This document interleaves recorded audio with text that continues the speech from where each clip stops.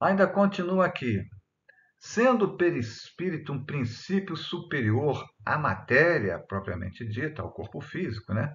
Poderá tornar-se a causa em relação a esta, e se for entravado, os órgãos materiais que se acham em relação com ele serão igualmente atingidos na sua vitalidade. Cuidando do corpo, destruireis o efeito, contudo, residindo a causa no perispírito.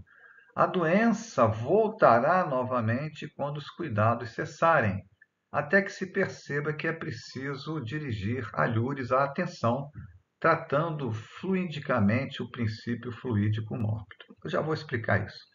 Se, enfim, a doença procede da mente, do espírito, o perispírito e o corpo, postos sob sua dependência, serão entravados em suas funções, e nem será cuidando de um nem de outro que se fará desaparecer a causa.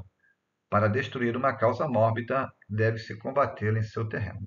Isso é uma mensagem espiritual que consta na revista Espírita, a qual nos referimos, que comprova o que eu disse anteriormente, naquele último, explicando o último parágrafo. Se a doença está ligada ao psiquismo, tem que se tratar do psiquismo, senão os efeitos continuarão a surgir no perispírito e, se a pessoa estiver encarnada, no próprio corpo físico também. Tá? Então, o problema nem sempre é a doença, como a própria ciência médica que fala, o problema é o doente, né? É a mente do indivíduo. Então, isso é muito maior, muito mais grave, muito mais sensível no mundo espiritual. E aqui, para explicar um pouco mais isso, nós voltamos a esse slide de aulas anteriores sobre os desequilíbrios nos centros de força, nos centros vitais. Conforme o seu psiquismo, esses centros de força eles vão sofrer desequilíbrios, desgastes, alterações, seja por inibição ou congestão. Então, isso aqui no caso, principalmente, não só do encarnado, não, do desencarnado também. Aqui nós vamos falar mais do encarnado nesse slide. Então, a inibição, quando a energia não é absorvida corretamente, gera um bloqueio. Nós estamos vendo aqueles chakras ali com uma nuvem ao redor, né?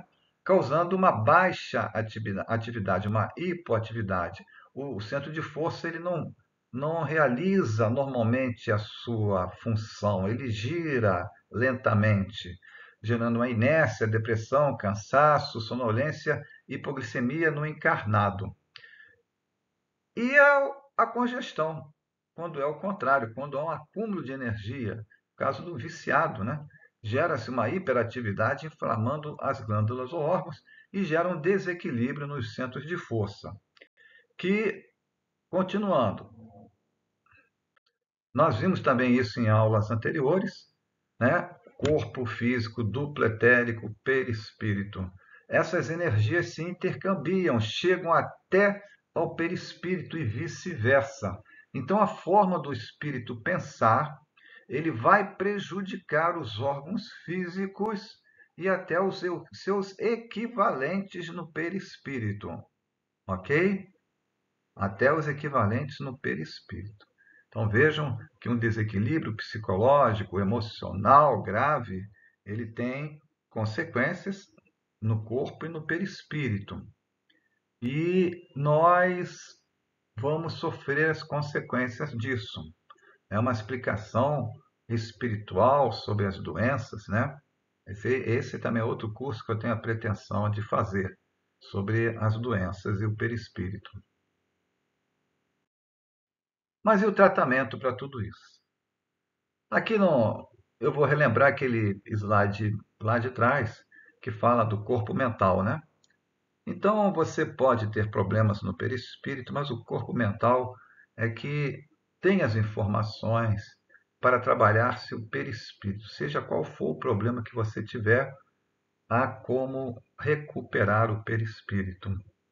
Então veja, o tratamento, lendo aqui, são usualmente recolhidos a instituições especializadas, né, quem desencarna.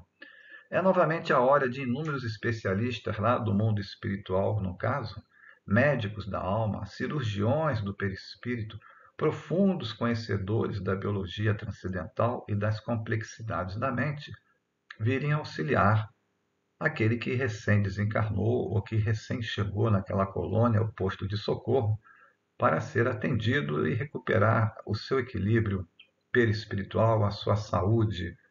Muitas vezes isso não será possível, a pessoa vai ficar de forma incompleta, sendo necessário encarnar com as sequelas para então conseguir a cura aqui no corpo físico com a depuração, como se fosse uma esponja ao corpo físico para absorver aqueles problemas.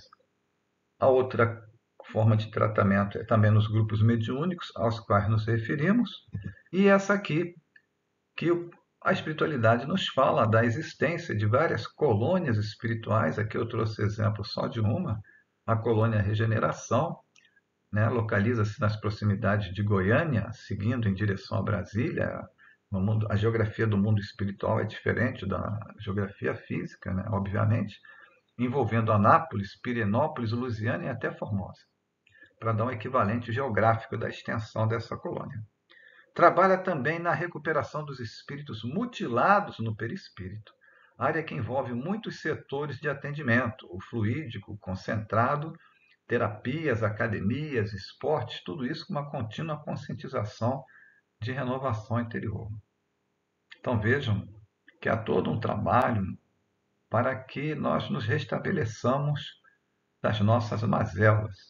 Isso leva um tempo, cada caso é um caso, mas quando, como nos diz aqui o slide, médicos da alma, cirurgiões do perispírito, que estão em determinados postos de socorro quando nós somos recebidos, não são suficientes, o espírito é encaminhado para essas colônias especializadas. Há várias no Brasil para diferentes finalidades.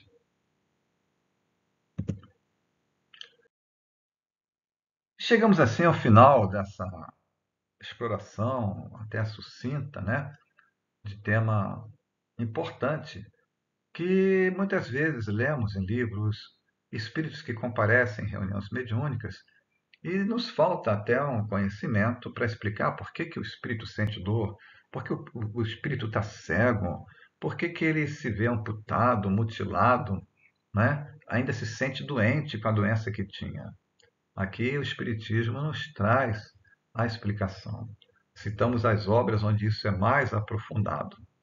Não há nada de sobrenatural, não há nada de místico, mas sim de uma ciência espiritual, leis espirituais que o Espiritismo nos trouxe o conhecimento. Então, essa era a mensagem de reflexão, de conhecimento que queríamos trazer para todos. Até a nossa próxima aula.